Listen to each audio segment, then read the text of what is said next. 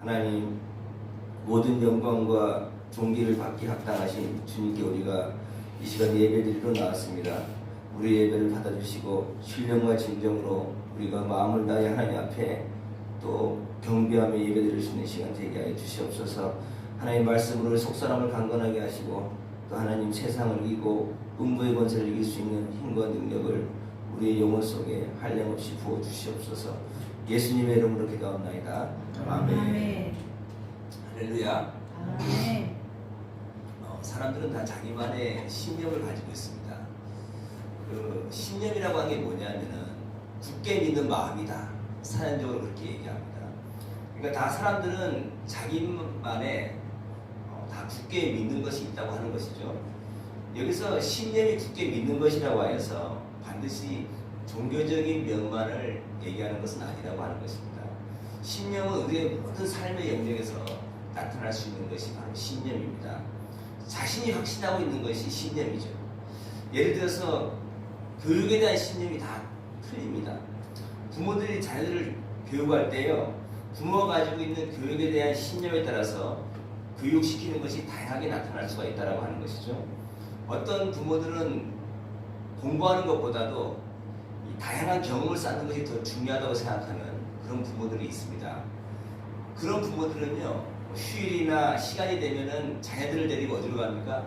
산이나 들이나 계곡이나 바다로 데리고 다닙니다. 때로는 또 박물관에 데리고 다니기도 하고, 아니면 뭐 뮤지컬 같은 건 공연하는 곳을 데리고 가기도 하고, 또 농촌으로 농촌 체험을 시키기도 하고, 그러면서 아이들에게 다양한 경험을 쌓게 해주려고 아주 애를 쓰는 그런 부모들이 있습니다.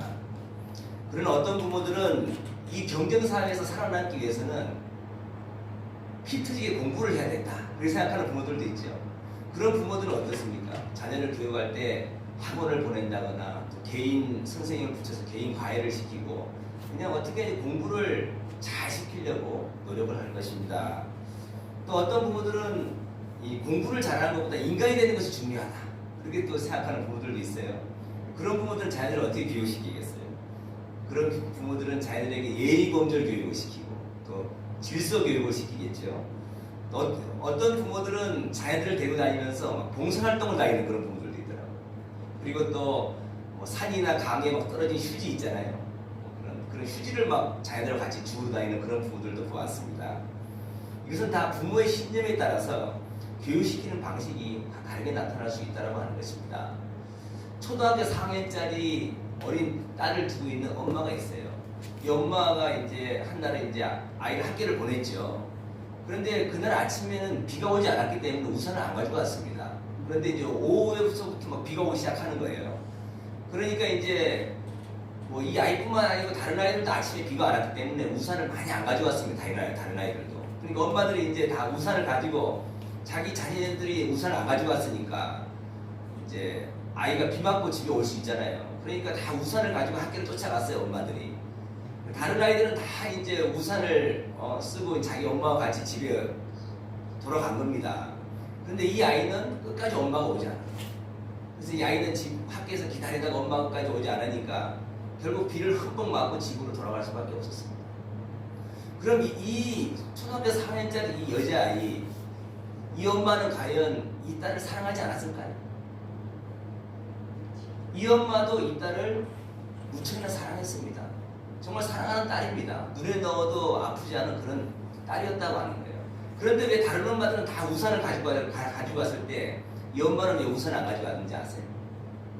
아이를 강하게 교육을 시키고 싶어서 그랬다는 겁니다. 그러니까 이 험악한 세상을 살아가는데 비가 온다고 해서 그냥 울고만 있는 것이 아니라 비를 맞고서라도 집에 올 수 있는 그런 아이로 강하게 그렇게 교육을 훈련을 시키고 싶어서 이 엄마는 그렇게 했다라고 하는 거예요. 여러분, 다 신념의 차이죠.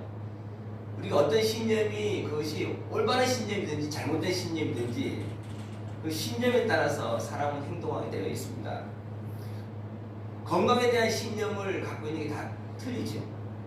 소식이잖아요. 적게 먹는 거. 적게 먹어야 오래 살 수 있다. 또 건강하게 살 수 있다. 그렇게 생각하는 사람들도 있잖아요. 그런 사람들은 아무리 맛있는 음식이 있어도 그냥 적당히 먹고 그만 먹을 겁니다. 그죠? 제가 초등학교 5학년 때 저희 담임 선생님은요 아주 건강에 대해서 관심이 많았던 그런 선생님이었던 것 같아요. 지금 생각해보면 우리한테 건강에 대한 얘기를 많이 하셨습니다. 초등학교 5학년 담임 선생님이. 근데 이 선생님은요 절대로 밥을 한 그릇 이상 절대 안 드십니다. 그리고 그냥 밥을 먹다가 한 숟갈이라도 남잖아요. 한 숟갈 남았어도 배가 부르다 싶으면 한 숟갈도 딱 남긴다. 그래서 항상 보면 한 숟갈도 남길 때도 있고 두 숟갈도 남길 때도 있고 그런 말씀을 가끔 하셨어요. 그래서 제가 그때 뭐 일반적으로 생각해 보면은 뭐 사람이 밥을 먹다가 뭐 배가 좀 부르다 싶어도 한 숟갈 남으면 그냥 먹잖아요. 그런데 이 선생님은 아무리 배가 그냥 뭐 한 숟갈 두 숟갈 남았어도 조금만 배가 부르다 싶으면 딱 숟가락을 넣는다. 제가 그때 초등학교 5학년 때 그 어린 나이에 생각하기를 뭐 그렇게까지 꼭 할 필요가 있겠나, 그죠? 그런 생각을 했었어요, 어린 나이에. 근데 저도 한 50 넘어가니까 이해가 좀 되더라고요, 그 선생님 마음이. 또 언젠가 세상에 이런 일이라는 TV 프로를 보다 보니까 한 80대 할아버지가요, 자기 건강관리를 하는데 매일 아침마다 막 아침 일찍 일어나서 냉수 마찰을 냉수. 그러니까 아침에 일어나가지고 그냥 찬물을 몸에다가 막 들이붓고요. 막 수건으로 막 타월로 자기 몸을 막 문대는 거예요. 이 할아버지는 이 냉수 마찰을 해야지 건강할 수 있다. 그런 확신이 있었던 분 같아요. 그러니까 매일 아침 하루도 안 빠지고 20년 동안 냉수 마찰을 하루도 안 빠지고 하시는 그런 할아버지. 실제로 참 건강하시더라고요. 연세가 한 80인데 뭐 이 체력은 한 60살 정도밖에 안 될 정도로 아주 건강을 유지하고 있었습니다. 이 할아버지는 영하 막 겨울에 영하 10도 막 그렇게 내려가잖아요. 요즘같이 이런 추운 날씨에도 아침에 어김없이 일어나서 막 찬물을 몸에다 들이붓고 냉수 마찰을 그렇게 하루도 안 빠지고 하시는 그런 할아버지였습니다. 이게 다 자기 건강에 대한 신념이죠. 그죠? 냉수 마찰이 건강의 최고라고 생각하니까 그렇게 할 수 있는 거죠. 어떤 엄마는 자기 아이들한테 브로콜리를 그냥 억지로 먹이는 거예요. 애들이 막 싫다 그래도. 이 엄마는 브로콜리가 건강에 아주 최고 좋다고 그렇게 생각하는 그런 엄마였어요. 그러니까 아이들이 막 싫다 그래도 억지로 그냥 브로콜리를 먹이는 그런 엄마가 있었습니다. 다 신념입니다. 또 정치적인 신념이 있죠. 우리가 이제 뭐 TV를 보다가 신문을 보다 보면은 진보니 보수니 뭐 그런 얘기들을 많이 듣잖아요. 어떤 사람은 보수적이다, 어떤 사람은 진보적이다, 그런 얘기를 많이 듣잖아요. 뭐 저한테 물으신다면 저는 보수주의자죠. 우리 교회 성도들은 다 뭐 보수적입니다, 그죠? 우리 장로님도 아주 뭐 철저한 보수주의죠. 보수냐 진보냐 그에 따라서 정치적인 성향이 전혀 달라진다고 하는 것이죠. 보수라면은 보통 그 사회에서 중요하게 생각하는 가치 있잖아요. 그 사회에서 중요하게 생각하는 가치를 철저히 지켜야 된다 하는 사람들이 보통 보수입니다. 차별금지법 이런 거 절대 반대하잖아요. 왜냐하면 동성애 남자끼리 여자끼리 결혼하고 사랑하는 거 이거 절대 허용 못하는 우리 보수주의자들. 차별금지법 절대 반대하는 거예요. 그러나 진보적인 생각을 갖고 있는 사람들은요 늘 뭡니까? 개혁해야 된다. 시대가 바뀔 때마다 그 시대에 맞게 제도도 바꿔야 되고 얼마든지 사회적인 그런 풍속도 바꿀 수 있다고 생각하는 사람들이 바로 진보적인 성향을 갖고 있는 사람이다 하는 것이죠. 그러나 우리 보수주의자들은 전통적인 미풍양속, 초미풍양속을 지켜야 된다고 생각하는 것이죠. 그러니까 젊은 사람들은 나이 든 사람들이 보수적이라면 막 꼰대라 그러기도 하고 이렇게 놀리기도 하잖아요. 그죠? 그러나 보수적인 것도 굉장히 좋은 거죠. 그 사회에서 정말 지켜야 될 좋은 가치들은 지켜야 되는 거죠. 무조건 뭐 다 바꾸고 다 뒤집어 엎는다면은 어떻게 그 사회가 정상에 유지될 수가 있겠습니까? 사람이 정치적으로 보수냐, 진보냐에 따라서 얼마든지 정치적인 성향이 다르게 나올 수가 있다고 하는 겁니다. 지금은 돌아가셨지만은 일본의 아베 총리가 있습니다. 아베 총리가 얼마 전에 총에 맞아가 젊은 사람들이 총에 맞아가지고 죽었습니다. 이 아베 총리는 일본에서 아주 구구적인 그런 정치인으로 유명한 정치인이죠. 구구라죠, 구구. 그러니까 이 아베 총리가요, 일본의 평화헌법을 고쳤습니다. 2차 대전 이후로 일본은 평화헌법을 만들었어요. 일본은 다른 나라가 침략을 하면은 방어는 할 수가 있지만 다른 나라를 침략할 수 없는 그런 나라로 헌법에다 명시를 해놨습니다. 그런데 이 아베 총리가 그걸 바꿔버렸어요. 이제는 다른 나라를 쳐들어갈 수 있는 나라로 바꾼 겁니다. 일본 안에서도 그거에 대한 반대 목소리가 굉장히 많았죠. 그럼에도 불구하고 아베 총리는 국익을 위해서, 일본을 위해서라면 자기가 욕을 먹어도 다른 나라하고 막 갈등, 우리나라하고 갈등이 많이 일어나잖아요. 중국하고도 갈등이 많이 일어나요. 다른 나라하고 갈등이 일으켜도 그냥 이 일본을 위해서라면 자기가 이런 법도 고치고 그냥 이렇게 우경화로 나라를 만들어야 된다라고 강하게 그런 신념을 갖고 있었던 그런 정치인이었죠. 너무 또 강하다 보니까 결국 총에 맞아 죽었어요. 보수냐 진보냐에 따라서 정치의 입장이 다를 수 있죠. 신념은 굳게 믿는 마음입니다. 신념은 우리 모든 삶의 영역에서 나타날 수가 있다라고 하는 겁니다. 자녀를 교육할 때도 나타날 수가 있고, 또 사업을 할 때도 나타날 수가 있고, 또 정치를 할 때도 나타날 수가 있습니다. 건강 관리를 할 때도 자기 신념이 나타날 수가 있고요. 예술 활동을 할 때도 나타날 수가 있습니다. 인간의 말과 행동 속에는 그 사람의 신념이 얼마나 반영될 수가 있다라고 하는 것이죠. 사람은 자기의 신념에 따라서 움직이게 되어 있기 때문입니다. 좋은 신념이든 안 좋은 신념이든 일단 신념으로 그 사람의 생각이 굳어지면 그 신념은 그 사람의 삶을 지배하게 되어 있습니다. 인간이 가지고 있는 신념 중에서 가장 강하고 두드러지게 나타날 수 있는 신념은 바로 종교적인 신념입니다. 다른 신념은 우리 삶의 일부만 나타날 수 있지만요, 이 종교적인 신념은 삶의 전체에 나타날 수가 있다라고 합니다. 다른 신념은 또 다른 정보를 듣게 되면 얼마든지 바꿔줄 수가 있습니다. 그러나 종교적인 신념은 일단 신념으로 딱 굳어지면 웬만해서는 바꾸기 어렵습니다. 이단이나 사이비 종교에 빠진 사람들이요, 가정도 버리고 직업도 버리고 이단 사이비에 빠져서 거기에 몰두하는 걸 볼 수 있습니다. 가족들이 가가지고 아무리 예언을 해도 꿈쩍도 하지 않습니다. 제가 TV를 한번 보다 보니까 이단 사이비 종교에 빠진 엄마를 다시 이렇게 데리고 나오기 위해서 애들하고 남편하고 가서 그 자기 부인하고 자기 엄마한테 애들이 막 예언을 하는 거야. 엄마가 다시 가족으로 돌아오면 막 울고불고 예언을 해도 엄마가 끔찍하잖아요. 돌아가라고 그러고 소리 지르고. 엄마가 얼마나 강박하지. 어떻게 보면 종교적인 신념이 가장 무서운 것일 수 있죠.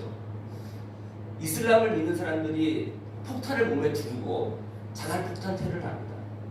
몸에다가 폭탄을 두르고 차를 몰고 가서는 사람들이 많이 있는 곳에 가서 그 폭탄을 터뜨리고 자기도 죽고 많은 사람들을 죽이고, 이것이 전쟁에 승리하기 위한 애국심에서 나온 것이 아닙니다. 이것이 바로 이슬람 그 종교적인 신념에서 나온 겁니다.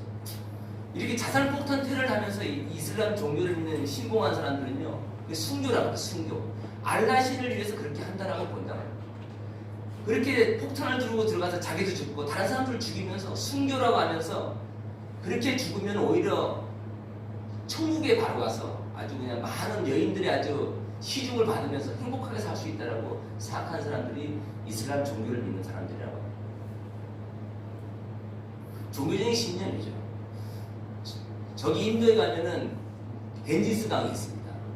그 겐지스 강은요, 인도 사람들은 그 겐지스 강을 굉장히 거룩한 강으로 생각합니다. 그래서 죽은 사람의 몸을 그 강에다가 딱 그 죽은 사람의 몸을 던지잖아요. 그러면 그 사람이 천국에 간다고 그렇게 믿고 있습니다. 그래서 사람들은 사람이 죽으면은 화장을 하는 의식을 그 겐지스 강 위에서 하는 거예요. 그리고 그 물에다가 몸을 씻고 그 물을 마시는 것을 하나의 종교적인 의식으로 생각을 합니다. 인도 사람들에게 그 겐지스 강은 단순히 흐르는 물이라는 그런 의미를 넘어서서 그 강을 신으로 알고 숭배를 한다고 합니다. 한 서양의 과학자가요, 강물을 떠서 인도 사람들에게 강물을 떠서 현미경으로 보여줬어요. 현미경을 보니까 온갖 세균들이 우글우글거리고, 왜냐하면 그 겐지스 강은요, 이미 시체와 쓰레기로 아주 오염이 되어 있는 그런 강이었어요. 그러니까 과학자가 인도 사람들한테 그 겐지스강의 물을 그 현미경 그 물 속에 있는 물건의 세계를 보여주면서 여러분 절대로 이 물을 마실 때는 끓여서 마셔야지 그냥 마시면 안 됩니다. 큰일 납니다. 그 경고를 했어요. 그러면요 이 인도 사람들이 어떻게 했을까요? 막 그냥 아유 정말 세균들이 울거리네 그러면서 후회했을까요? 그렇지 않았어요. 오히려 그걸 보여준 과학자의 그 현미경을요 깨버렸다가 뭐 이딴 게 있느냐 그러면서 막 깨버렸다. 그러면서 계속 갱지스강 그 더러운 물을 마셨다는 거예요. 이거는 신의 물이나 신의 물이니까 이 거룩한 물이라고 합니다. 신념 중에서 가장 무서운 신념이 종교적인 신념입니다. 종교적인 신념이 일단 굳혀지면 과학도 안 통합니다. 이성적인 설득도 통하지 않습니다. 아무리 논리적인 이야기를 해도 되지가 않습니다. 오늘 우리가 읽은 말씀에도 유대인들의 종교적인 신념이 나옵니다. 유대인들은 선민의식이 강했던 민족입니다.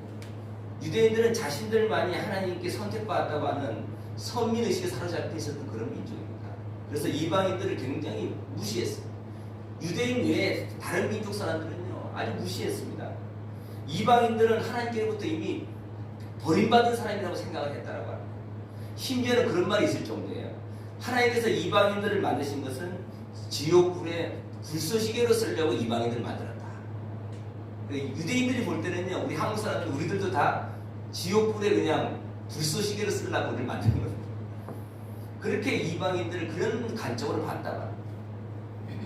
그리고 유대인들의 율법을 보더라도 유대인이 이방인과 같은 자리에 있다는 것은 율법에 어긋나는 일이었습니다. 그래서 유대인은 그들만이 하나님의 백성으로 택함을 받았기 때문에 이 버림받은 모든 이방인과는 상대도 하지 않았다고 합니다. 그들과는 음식도 같이 안 먹고 교제도 같이 하지 않았습니다. 유대인들은 자기들만이 하나님의 택함을 받은 백성이며 다른 모든 백성들은 다른 민족은 하나님의 심판과 진노의 대상에 불과하다고 그렇게 굳게 믿고 있었습니다. 또한 예수님의 제자들인 사도들 역시 유대인과 마찬가지예요. 유대인들이잖아요. 예수님 제자들도. 이 예수님 제자들도 유대적인 배경 속에서 성장했기 때문에 그 제자들도 하나님께서 유대인만 선택한 것으로 그렇게 생각을 했다라고 합니다. 그래서 이방인도 하나님이 사랑한다. 그거를 받아들일 수가 없었다고 합니다. 오늘 말씀은 이러한 유대인과 이방인 사이의 장벽을 깨트린 그런 사건이 나옵니다. 오늘 우리가 읽은 말씀은 철저히 하나님께서 계획하시고 하나님께서 일으키신 그런 사건이라는 사실을 분명히 알 수 있는 그런 사건입니다. 환상이죠, 환상. 하나님이 환상이라는 그런 계시를 보여주시면서 생각을 바꿔주시는 그런 사건이 나옵니다. 먼저 오늘 이방인인 로마 장교인 고넬료라고 하는 사람이 나옵니다. 이 고넬료라고 하는 사람은 오늘 성경에 보면은 굉장히 경건한 사람이었다. 그렇게 나오죠. 그리고 백성을 많이 구제했다. 그러니까 좋은 일을 많이 한 사람이에요. 오늘 2절 보면 그가 경건하여 온 지방과 더불어 하나님을 경외하며 백성을 많이 구제하고 하나님께 항상 기도했다. 그러니까 하나님을 경외했던 사람. 로마 장교이지만은 하나님을 경외하고 또 어려운 사람들을 많이 도와주었던 그런 좋은 일을 많이 했던 사람이었습니다. 마음이 선한 사람이었죠. 그러니까 이 사람이 이제 매일 하루도 안 빠지고 하나님 앞에 기도하는 시간이 있었어요. 오늘 하루는 제 9시쯤 돼요. 그러니까 제 9시라고 하는 것은 오후 3시쯤 됩니다. 그러니까 그 당시에는 아침 6시부터 저녁 6시까지를 12로 나눠갖고 이제 시간 계산을 했거든요. 그러니까 제 9시쯤 되면 이제 오후 3시쯤 되는 시간이에요. 오후 3시쯤 되어 이 고넬료가 기도를 하고 있는데 환상 중에서 하나님의 사자가 나타납니다. 천사가 이 고넬료에게 나타난 겁니다. 그러면서 고넬료가 이제 주목해 봤다. 그러니까 두려워하는 거죠. 천사가 나타났으니까. 천사가 이제 뭐라고 얘기합니까? 고넬료 보고 너의 구제와 너의 기도가 하나님 앞에 상달됐다. 너의 그 선한 마음이 하나님 앞에 상달됐다라고 하는 거예요. 그러니까 지금 너는 천사가 그러는 거예요. 내가 시키는 일을 하라는 거예요. 그게 뭐냐?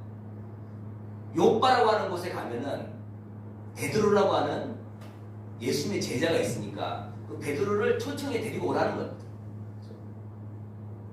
그리고 그 베드로의 그 말씀을 들으라고 하는 거예요.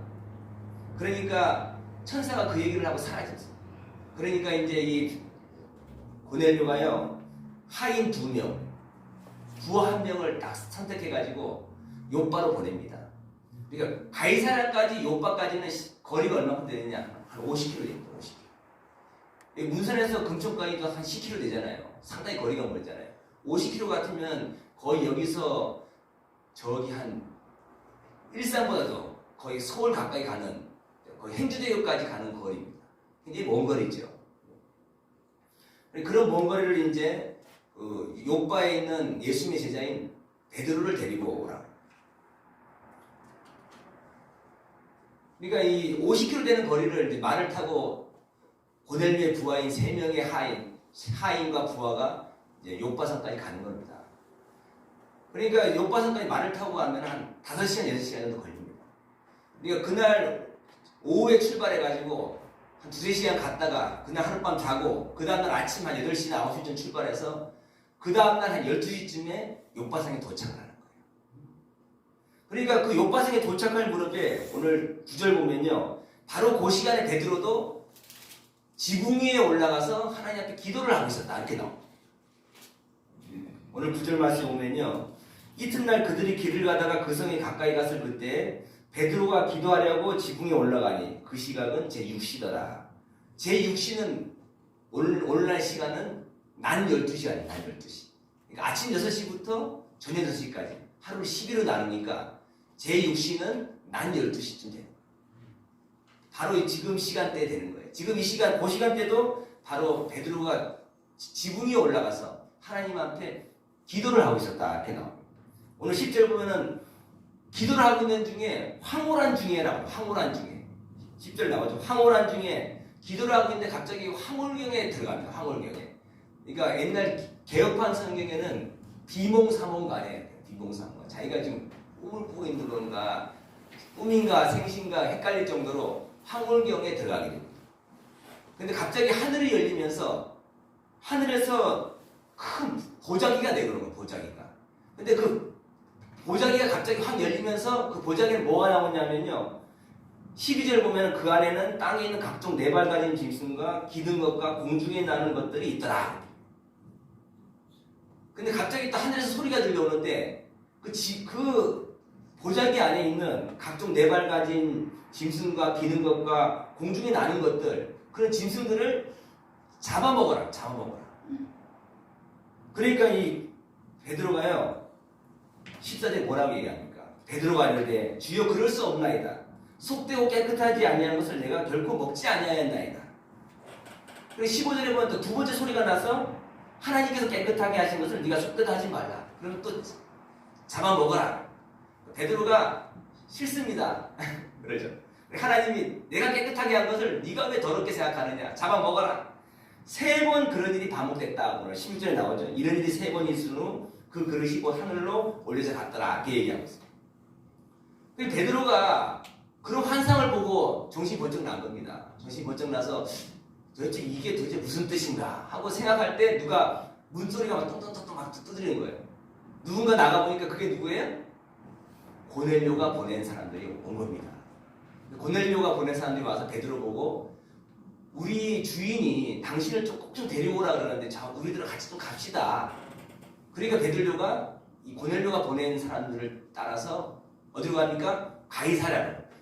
백부장, 로마 장교인 백부장이 있는 가이사랴로 또 50km 되는 그 먼 거리를 또 말을 타고 같이 또 갑니다.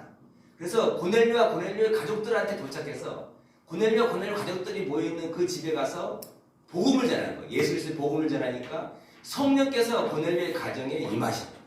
그러니까 베드로가 그 가정에 있는 고넬료와 그 가족들한테 물로 성령 세례를 주는다고 그 다음 말씀은 쭉 나옵니다. 이 고넬료와 베드로 이 사이에는요, 신분과 지위로 볼 때 도저히 함께 만날 수 없는 사람. 베드로는 유대인이에요. 그리고 고넬료는 로마 장교입니다. 이 두 사람이 같이 만날 수 있는 가능성은 거의 없는 거예요. 로마 군인인 이 고넬료가 유대인을 만날 일은요, 어떤 행정적인 어떤 필요에 있을 때만 만나는 겁니다. 어떤 행정적으로 유대인들한테 뭘 할 때, 아니면 무슨 범죄가 일어났을 때, 수사를 할 때, 그럴 때만 로마 장교가 유대인들을 만나는 거지. 개인적으로 뭐 같이 만나고 밥을 먹는다거나 그런 일은 있을 수 없는 거예요. 또 유대인들도 선민의식에 사로잡혀 있었기 때문에 이방인을 접촉하는 것 자체가 금기시 되었습니다. 더욱이 그들을 지배한, 그 당시는 로마 제국 시대잖아요. 이스라엘 나라는 유대인들의 식민지로 있었습니다. 우리나라가 일본 사람들이 식민지로 있었듯이 유대인들도 로마의 식민지로 있었습니다. 그러니까 자기들을 지배하는 그 로마인들과 누가 상대하고 싶겠어요? 그러니까 베드로와 이 고넬료는 같이 얼굴을 맞대고 만날 기회는 거의 없는 겁니다.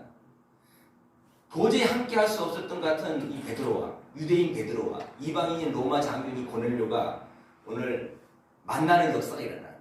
예수님의 복음 안에서 만나는 거예요. 베드로가 로마 장교인 그 고넬료와 그 가족들에게 복음을 전했더니 성령께서 그 가정에 임하신.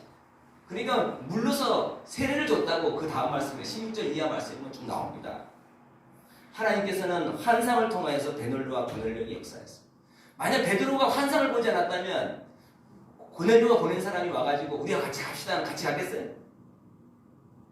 환상을 봤기 때문에 따라간 겁니다. 하나님이 깨끗하게 하신 것을 네가 왜 더럽다고 하는 거야?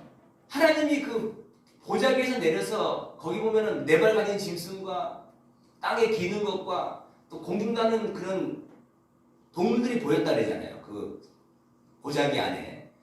그 안에 있는 그 보였던 짐승들은요, 유대인들이 먹지 않는 짐승들이었어요.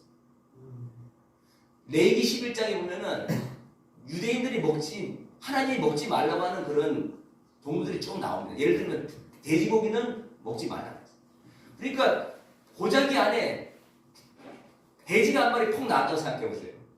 그러니까 이것을 먹으라 그러니까 배들은 절대 못 먹죠. 하나님 이런 부정한 동물은 전 먹지 않습니다. 그런데 하나님이 뭐라고 말씀합니까? 내가 깨끗하게 한 것을 너는 더럽게 생각하지 마라. 먹어라. 그런 환상을 3번 보고 난 다음에 고넬료가 보낸 사람이 와서 문을 두드리니까 누구시오? 우리의 주인 로마 장교인 고넬료가 보낸 사람입니다. 우리와 같이 좀 갑시다. 그러니까 베드로가 그게 하나님 뜻인 줄 알고 따라간 겁니다. 만약 환상을 보지 않았다면 베드로는 따라가지 않았을 거예요. 나는 절대로 이방인과 상대하지 않습니다.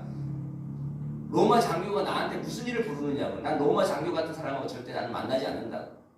그러면서 아마 안 따라갔을 거예요. 그러나 이 환상을 3번 보고 난 다음에 베드로는 그것이 하나님의 뜻인 줄 알고 따라가서 그 고넬료와 고넬료 가족들에게 복음을 전했더니 그 가정에 성령께서 임하신 것을 경험하게 되는 것입니다. 이 베드로도 자기 신념에 사로잡혀 있는 사람이에요. 유대인만이 하나님이 선택한 백성이라고 하는 자기 신념에 사로잡혀 있던 사람이기 때문에 그 신념이 깨진다고 하는 것은 쉬운 일이 아니에요. 그러니까 하나님이 3번의 환상, 그 계시, 환상이라는 계시를 나타내 주시면서 베드로의 신념을 바꾸는 것을 볼 수가 있는 거죠. 사람이 신념이 바뀐다는 건 쉽지 않죠. 여러분, 사람에게 늘 배신을 많이 당해본 사람들은요, 무슨 신념이 생기겠어요? 사람을 믿을 것이 못해. 그런 신념이 생기지 않겠어요? 여러분들 친구들한테 막 가까운 친구한테 배신을 당했다고 생각해요. 그럼 뭐예요? 사람을 믿을 것이 못해. 그런 신념이 생길 거 아니에요. 여러분, 실패를 많이 경험해본 사람은 어떤 신념이 생기겠어요? 나는 뭘 해도 안 돼. 그런 신념이 생기지 않겠어요? 그죠? 여러분, 다 부정적인 신념입니다. 세상에 믿을 사람이 한 사람도 없습니까? 믿을 사람도 있는 것이죠. 그죠? 세상에 믿을 사람이 하나도 없다고 하는 건 그 잘못된 신념. 나는 무엇을 해도 안 됩니까, 진짜? 또 어떤 일을 하면 될 수도 있는 겁니다. 그죠? 다 부정적인 신념. 한 번 굳어진 신념은 바꾸기 힘듭니다. 제사를 지내고 조상을 섬겨야 집안이 잘 된다고 생각하는 분들은 제사를 좀 철저히 지내죠. 저희 큰집도 큰형도 우리 큰형수님도 아주 뭐 제사를 얼마나 철저히 지내죠. 제사 음식 만드는 거 준비하는 게 얼마나 힘듭니까? 그거 다 준비해서 제사 아주 잘 지냅니다. 왜냐하면 그렇게 해야 집안이 흥하고 자손들이 잘 된다고 생각을 합니다. 여기 상업 베델교회 가면요, 거기는 그 베델교회 목사님이 목회하면서 힘든 게 뭐냐면 애들 주일학교 아이들도 딸들은 교회 보내주는데 아들들은 안 보내줘요. 왜 그런지 아세요? 아들들은 제사를 지내요. 그러니까 아들들은 못 간다는 거예요. 여기 사모님과 황씨 집안들이 많아요. 여러분, 신념, 이거 신념이라고 하는 게 올바른 신념은 괜찮지만 잘못된 신념은 고쳐야죠. 우리나라도 복음이, 선교사님이 들어와서 복음이 전해지고 복음이 들어오면서 교회가 세워지면서요, 우리나라도 놀라운 기적적인 역사가 일어났습니다. 그게 뭔지 아세요? 교회 안에, 한 교회 안에 양반과 쌍놈이 한 교회에서 같이 예배드리는 겁니다. 그러면서 교회 안에서 뭡니까? 서로 형제가 되는 거예요. 이건 우리나라에서 정말 우리나라 조선시대 말에 기적 같은 일입니다. 기적 같은. 혁명적인 일입니다. 한 자리에서 양반과 쌍놈, 더군다나 백정죠, 백정. 막 돼지 잡고 소 잡고 하는 그 백정들은 사람 취급도 안 했습니다. 양반들이. 그러니까 한 교회 안에 백정들도 같이 와서 예배드립니다. 그래서 교회 안에서 같이 형제 자매님들. 처음에는요, 이렇게 남자 여자도 가운데 칸막이를 놓고, 그죠? 그러니까 중간에 강대상이 있으면은 칸막이를 이렇게 놓고 이쪽에 남자, 이쪽에 여자 이렇게 따로따로 앉았어요. 그게 어느 순간 이제 그 칸막이도 이제 걷어지는 거예요. 복음 안에서 하나가 됩니다. 복음 안에서 양반과 쌍놈이 하나가 돼요. 여성과 남성이 하나가 되는 역사가 일어난 것입니다. 우리나라에 복음이 들어오지 않았으면 아직도 여성들은, 그죠? 아직도 천대를 받고 이렇게 살지도 모르겠습니다. 저희 아버지 때만 해도 이 자녀들한테 사랑 표현을 잘 안 했어요. 아버지는 뭐예요? 속으로만 사랑해야 된다. 늘 그래 생각해요. 겉으로 사랑을 표현하는 것은 아버지의 사랑이 아니다. 그래 생각했어요. 여러분 정말 그렇습니까? 아버지도 사랑을 표현해야 되는 겁니다. 그죠? 아버지도, 그죠? 자녀들을 안아줄 수도 있어야 되고, 볼에다가 꽃보다 해줄 수 있어야 되고, 난 널 사랑한다라고 얘기해 줄 수 있어야 되는. 이게 뭡니까? 다 기독교나 기독교에서. 하나님도 우리에게 사랑을 표현하시잖아요. 그러니까 아버지는 속으로만 사랑해요. 낮에는 막 뒤지게 뒤룩해고 밤에 가서 자기가 때린 부위를 만져주고, 그 때린 그 멍자국을 만져주면서 뭐 만져준다고. 그게 무슨 사랑입니까? 항상 사랑해야지. 항상 표현해야지. 기독교가 들어와서 우리나라 그냥 꽉 막혀 있는 우리 조선시대, 꽉 막혀 있는 우리나라도 이렇게 많이 바뀌게 된 것입니다. 얼마나 감사한 일인지 모릅니다. 오늘 이 말씀을 보면서 하나님께서 이 잘못된 선민사상에 잡혀있는 베드로의 그런 신념을 깨뜨리셨습니다. 그러면서 이방인과 유대인이 이제 그리스도 안에서 하나가 되는 역사를 오늘 사도행전 10장에서 보여주고 있는 것입니다. 우리의 신념이 바른 신념일 수도 있지만 잘못된 신념일 수도 있습니다. 저도 보니까 참 잘못된 신념을 많이 갖고 있더라고요. 참 주님의 은혜로 많이 바뀌었어요. 저도 막 우리가 정치적인 것 때문에 우리 친구들하고도 거리가 많이 벌어졌어요. 그러니까 뭐 우리 친구들도 보면 명석께서 같이 신앙생활 한 친구들이, 전라도 친구들도 몇 명 있어요. 제가 정치적인 얘기하면 안 좋아. 근데 이번에 우리 친구가 암으로 한 명이 죽었습니다. 그래서 이번에 만나가지고 다 화해했어요. 야, 우리가 서로 생각이 틀렸다고 해가지고 너무 우리가 서로 그냥 서로 마음에 참 안 좋은 말을 하고 상처를 줬구나. 그러면서 다 악수하고 안아주고 주님 안에서 다 사랑하고 그랬습니다. 물론 우리가 뭐 생각이 다를 수 있죠. 생각이 달라도 우리가 주님 안에서 사랑해야 되죠. 그리고 또 상대방의 생각을 우리가 또 존중해 줘야 되겠습니다. 그래서 우리가 주님 안에서 이제는 올바른 성경적인 그런 올바른 신념 안에서 우리가 바른 믿음을 가지고 그렇게 신앙생활을 할 때 하나님의 풍성한 은혜, 오늘 고넬료의 가정에 성령이 임하시고 하나님의 은혜가 임했듯이 우리의 삶 속에도 그런 은혜가 임하고 우리 또 새벽교회도 하나님의 그런 풍성한 그런 하늘의 축복된 은혜가 풍성하게 임하게 될 것입니다. 오늘 말씀 생각하면 같이 기도하기 시작하도록 하겠습니다.